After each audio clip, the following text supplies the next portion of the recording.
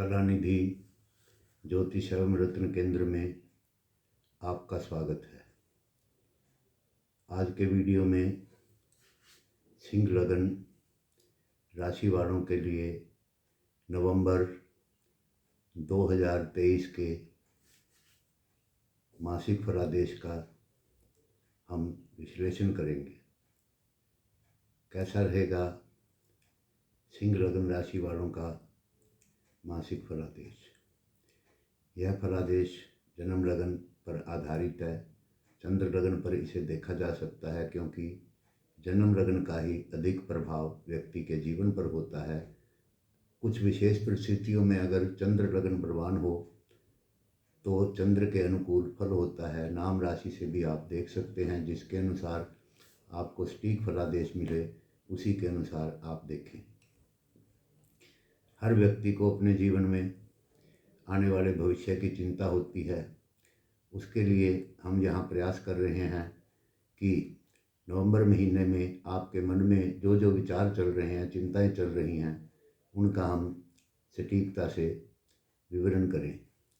सबसे पहले जानते हैं नवंबर में होने वाले ग्रह परिवर्तनों की स्थिति।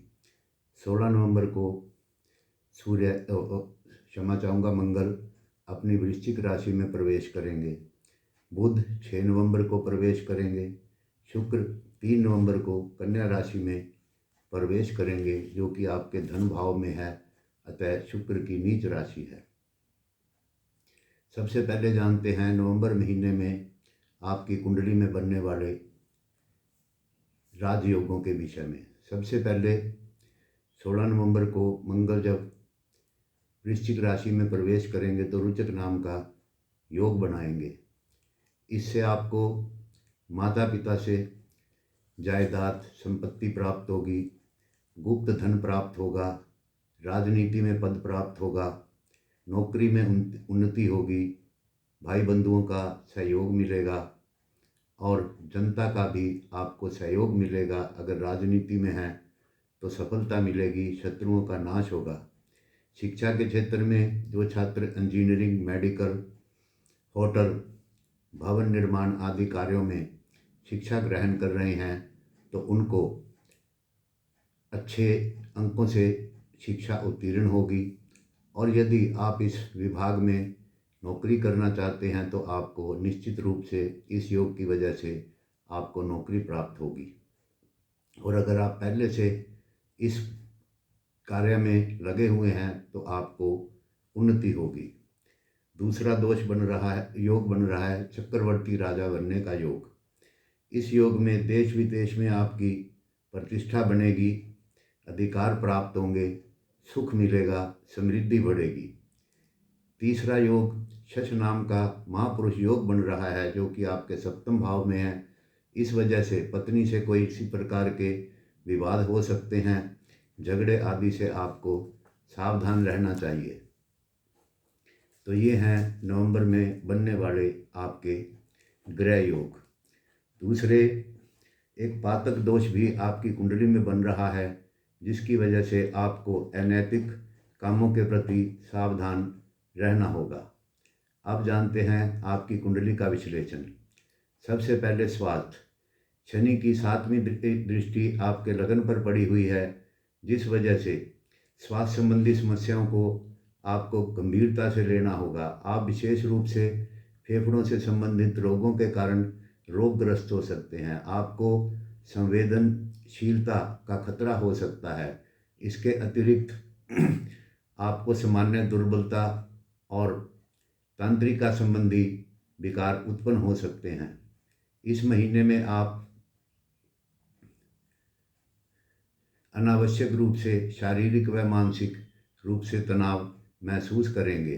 अत्यधिक थकावट आपके लिए हानिकारक हो सकती है, इसलिए आपको अत्यधिक परिश्रम नहीं करना चाहिए। ज़्यादा तनाव नहीं लेना चाहिए, इसलिए आपको सभी प्रकार के तनावों से बचना चाहिए। स्वास्थ्य की जांच नियमित तौर से आपको करानी होगी। स्वास्थ्य के लिए यह नवंबर का महीना आपके लिए कोई विशेष अनुकूल नहीं है। अब जानते हैं धन। इस महीने में धन के लिए भी स्थिति कोई विशेष अनुकूल नहीं बनी हुई है, क्योंकि धन के स्वामी बुध दो पाप ग्रहों के योग में रहेंगे और धन भाव में शुक्र नीच के होकर रहेंगे। इसलिए आपको इस समय में सावधानी बरतनी होगी। व्यापार से जुड़े लोगों का व्यापार प्रभावित हो सकता है, उसके लिए सावधानी रखें। अब सरकार से संबंधी कार्यों से जुड़े होने के कारण भी आपको बाधाओं का सामना करना पड़ सकता है। हानि होने की संभावना बनी हुई है। मुकदमेबाजी विवादों का फैसला आपके खिलाफ जा सकता है। इस महीने में आपके द्वारा किए गए प्रयास अनुकूल फल देने में सहयोग न करेंगे। कठिन समय में आपको सावधानी से काम लेना होगा। सोच समझकर आपको नीति निर्धारण करनी चाहिए, जिससे कि आप इन समस्याओं पर कंट्रोल कर सकें। व्यापारियों के लिए भी यह महीना विशेष अनुकूल नहीं है, क्योंकि कर्म भाव के स्वामी नीच में गए हुए हैं।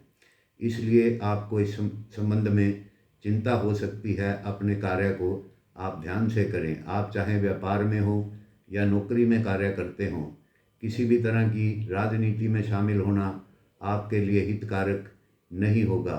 मजबूती के साथ आपको ऐसे किसी भागीदार से बचना चाहिए।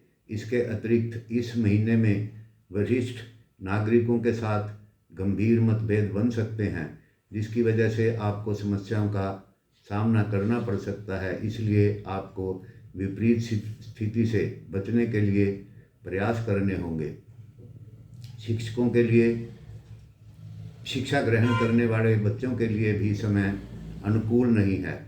भाषा, साहित्य, जनसंचार और पत्रकारिता आदि के क्षेत्रों में अध्ययन करने वाले छात्रों को अतिरिक्त प्रयास करने पड़ेंगे। इस तरह की परिस्थितियां टेक्निकल शिक्षा ग्रहण करने वाले छात्रों के लिए भी बन रही हैं। टेक्निक में निपुणता प्राप्त करने के लिए ग्रहों की उत्कृष्टता आपके साथ नहीं है। आपको अधिक परिश्रम करना होगा, बार बार एक विषय को पढ़ना होगा, जिससे कि आपको सफलता प्राप्त हो सके। तार्किक बुद्धि का आपको प्रयोग करना होगा। अपनी इस स्थिति को बेहतर करने के लिए आपको कुछ अधिक प्रयत्न करने होंगे। जो लोग यात्रा संबंधी कार्य करते हैं या टूरिज्म से जुड़े हुए हैं, उनके लिए समय बहुत अनुकूल बना हुआ है। इस अवधि में यात्राओं के लिए शुभ फलदायक बनी हुई है। नौकरी या व्यापारिक क्षेत्रों में इस महीने में यात्रा करना आपको विशेष लाभ देगा। विशेष दौरों से भी आपको लाभ की संभावना बनी हुई है। वास्तव में आपके कुछ ऐसे व्यावसायिक कार्य जिनके लिए यात्रा करनी है, तो ऐसे सभी कार्यों को आप इस समय में निपटा लें, आपके लिए विशेष शुभ रहेगा। इससे पूर्व के लंबित कार्यों को भी आप इस समय में पूरा करने का प्रयत्न करें, आपको सफलता प्राप्त होगी। जहाँ तक देश के अंदर नौकरी या कारोबार करने के सिलसिले में यात्राएं करना लाभ के प्रति अच्छा रहेगा। इस महीने में इस विषय के लिए किए गए प्रयास सराहनीय होंगे और आपको सफलता प्राप्त होगी। आपको अधिक से अधिक रेल मार्ग या सड़क मार्ग से यात्रा करनी चाहिए। वायु यात्राओं के भी कुछ लाभ के योग बन रहे हैं। यात्रा शुभ दिशा पूर्व बन रही है। पूर्व दिशा में यात्रा आपके लिए विशेष शुभ फलदायी होगी। पारिवारिक स्थिति के विषय में आपको कुछ प्रतिकूल फल प्राप्त हो सकते हैं, क्योंकि मंगल की चौथी दृष्टि सप्तम भाव पे पड़ी हुई है।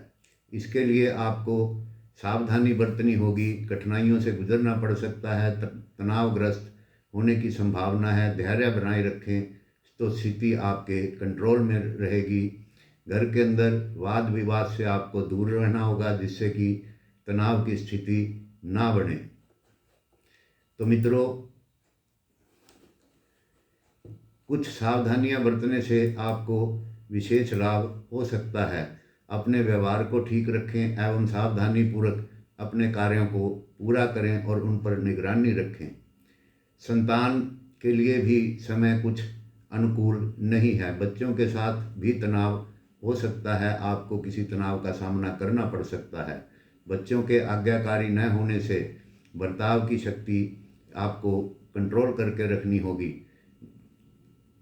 समस्याओं को संभालने के लिए आपको समझदारी से काम लेना होगा तो आपके लिए अच्छा होगा। उनका पढ़ाई में प्रदर्शन भी कुछ अच्छा नहीं रहेगा। विज्ञान व इंजीनियरिंग तथा डॉक्टरी की पढ़ाई करने वाले बच्चों पर अत्यधिक बुरा प्रभाव पड़ सकता है। कंपटीशन परीक्षा में भाग लेने वाले बच्चों को अतिरिक्त कोचिंग आदि लेनी पड़ सकती है। इसके लिए आपको प्रयास करने होंगे।